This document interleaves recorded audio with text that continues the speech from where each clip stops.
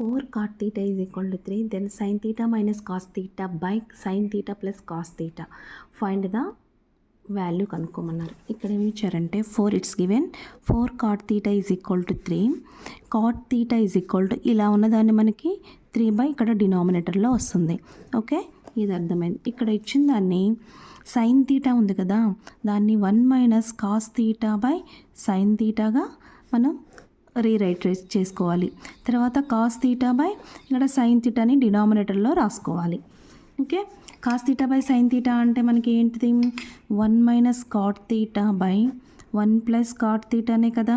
so 1 minus cot theta అంటే 3/4, 1 plus 3/4, 4 minus